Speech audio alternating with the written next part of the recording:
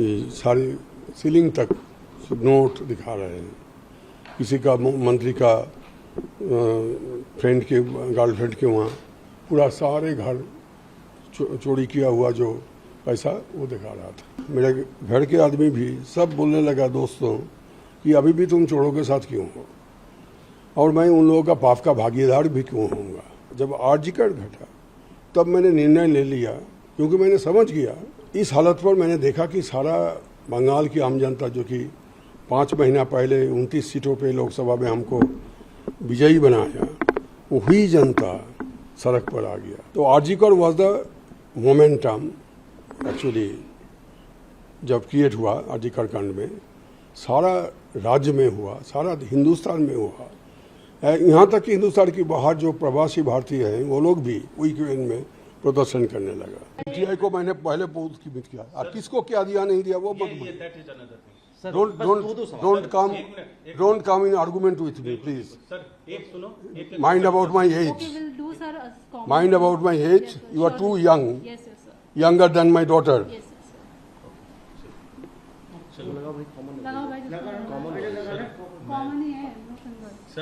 मैं कभी भी किसी से मैं डिनाई नहीं किया।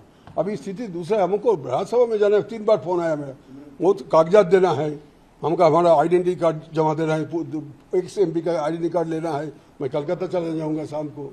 Sir small question small answer. हाँ बस एक ही साथ देंगे, अलग अलग नहीं देंगे। सर ये एजेंसी हाँ, एजेंसी हो नॉन एजेंसी हो कुछ भी हो, आप तय कर लीजिए। हमारा बात सुनेंगे कि नहीं सुनेंगे, नहीं तो छोड़ दीजिए हमको। मेरा मजबूरी है, मैंने बता दिया, मेरा मजबूरी जो है मैंने बता दिया।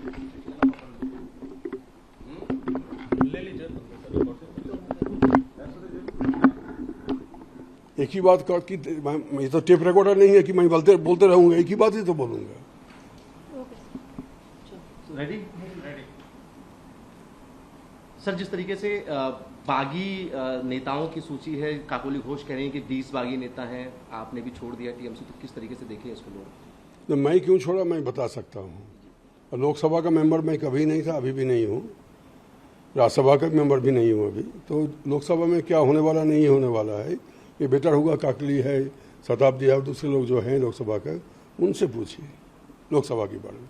जहाँ तक मेरा अपना ये मेरा कहानी कल ख़त्म हो गया था पिछले दिन, जब मैंने पार्टी से और राज्यसभा से मैंने इस्तीफा दे चुका। आपका सवाल होगा कि मैं क्यों दिया। मैंने एक प्रेस रिलीज भी दिया, उसमें सारे कारण मैंने बता दिया।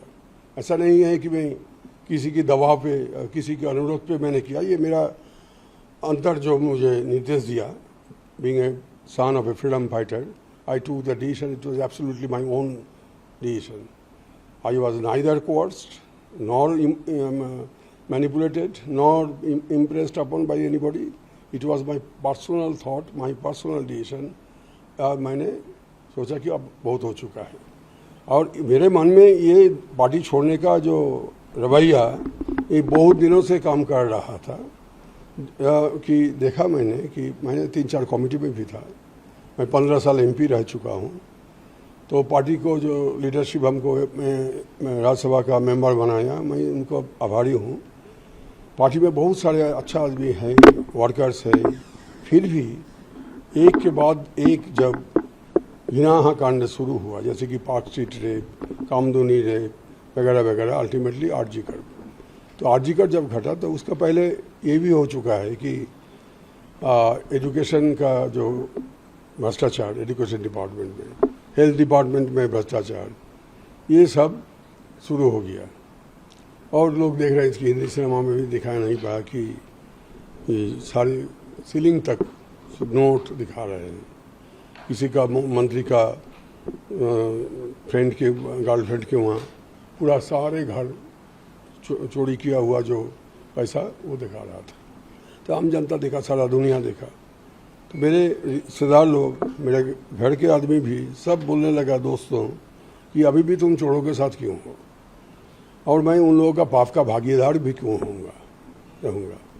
लेकिन मैं एक अवसर के लिए इंतज़ार कर रहा था। जब आर्जिकर घटा तब मैंने निर्णय ले लिया, क्योंकि मैंने समझ गया, मैंने राजनीति में 59 साल बिताया।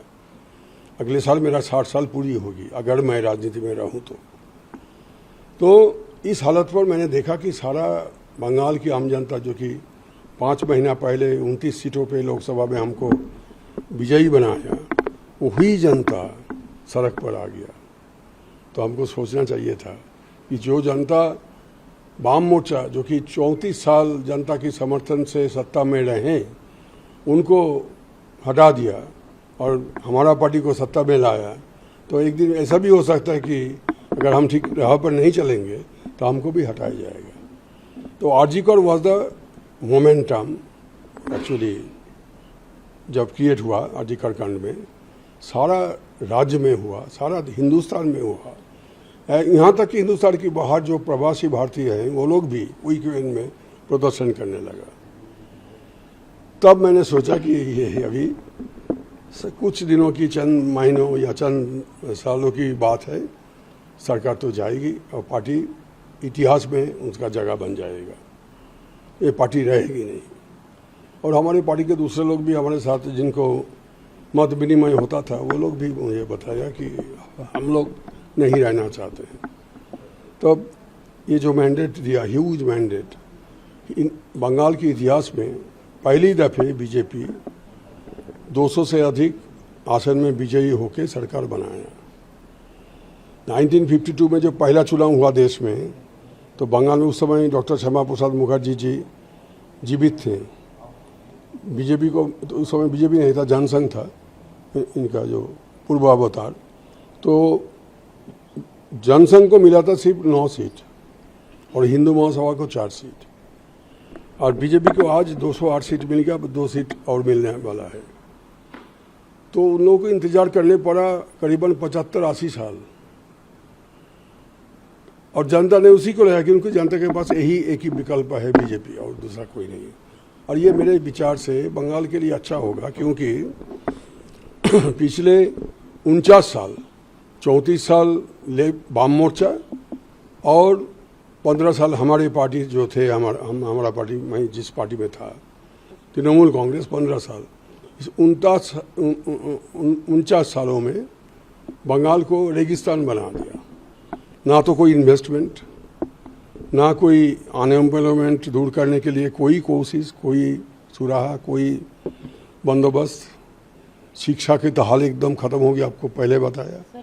स्वास्थ्य सेक्टर में यही हाल है, वहाँ पे जो दवाई खरीदा जा रहा है, सलाइन खरीदा जा रहा है, इंजेक्शन खरीदा जा रहा है, ज़्यादा से ज़्यादा जाल है। इसको फोरेंसिक ऑडिट भी होना चाहिए, मैंने मांग किया। तो इस हालत पर हम लोग समझ गए थे कि अब हम जाने वाले हैं। तो नतीजा निकला और फिर मैंने निर्णय लिया कि मैं जा रहा हूँ।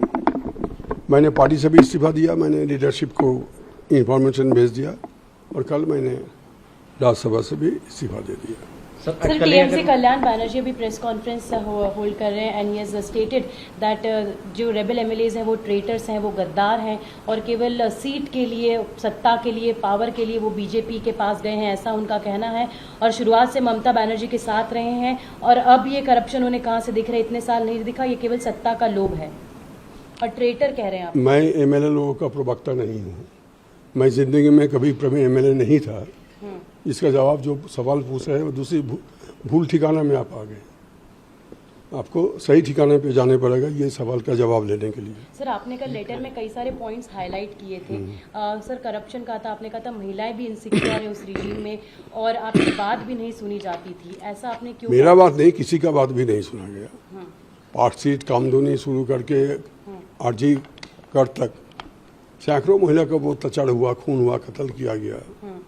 और मैं सारे जो गुंडे लोग थे वो हमारे पार्टी का शेल्टर में थे।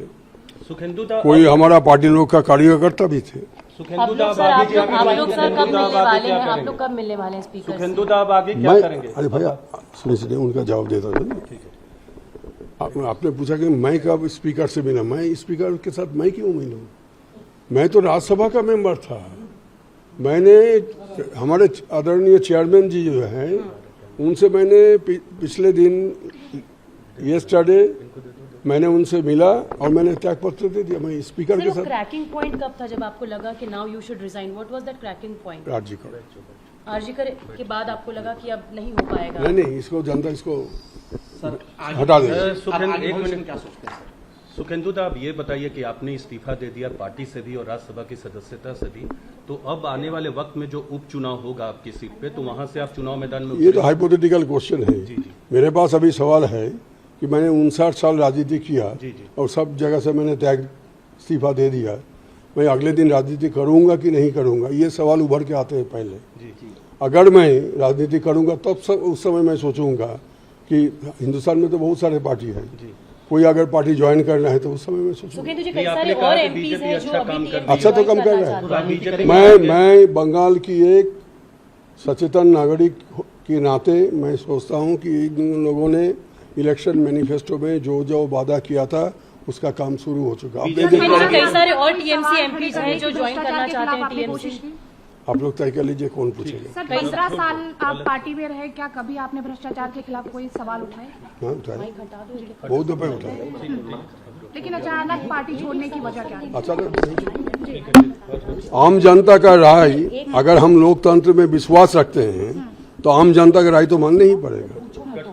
आम जनता ने बार बार सिग्नल दिया। हाँ, वो जो खफा है आम जनता, इसके लिए उन्होंने बार बार सिग्नल दिया कि अपने आप को, तो हमारे जो करेक्टिव मेजर लेना चाहिए था हमने नहीं लिया। उनका बात मैंने नहीं सुना। क्या ममता बनर्जी ने आप लोगों से मिलने की कोशिश की थी? किसी ने कभी हमसे नहीं मिला। हम लोग जो मीटिंग में जाते थे वहाँ से कुछ निर्देशिका दिया जाता था, कोई चर्चा वगैरह किसी विषय में कभी नहीं हुआ। सर आगे क्या करेंगे? मैंने बोल दिया ना, ठीक है, मैंने बोला अब सभी दादा सुखेंदु घोष का कहना है कि वो काकोली घोष से पूछे। मैं दूसरे को नहीं, एक मिनट अब एक एक करके मैं तो नहीं कुछ बोला, काकोली घोष बोला। अब काकोली घोष के बारे में मुझे क्यों जानना कह रहे चाहते? हैं कि हमको मिस गवर्नेंस हाँ, आप काकोली जी से, आप काकोली जी से पूछिए। मैंने तो नहीं बोला कुछ इस बारे में। मैंने बोला कि जो बीजेपी न्याय सत्ता में आया है बंगाल में, उनका जो घोषणा पत्र था उसके अनुसार जो जो काम करना चाहिए था वो काम बहुत जोर कदम से शुरू हो गया। अभी इन्वेस्टर लोग आने लगा। अदानी ग्रुप मीट किया हमारा मुख्यमंत्री जी से। दूसरे इंडस्ट्रियलिस्ट ऑलरेडी मुख्यमंत्री जी से, ये अमित शाह जी आ रहे हैं।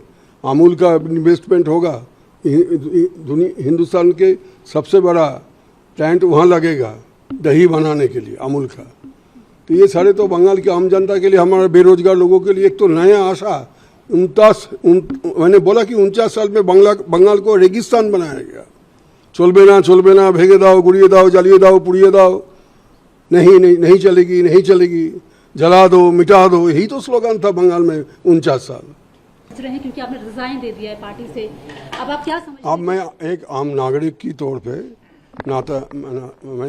मैं एक आम नागरिक हूँ, तो मुझे लग रहा है कि नई सरकार उनका जो घोषित कर्म सूची है उसको लेके वो आगे बढ़ रहा है बड़ी जोर कदम से। मैंने ये भी पहले भी बोला, अभी भी बोल रहा हूँ।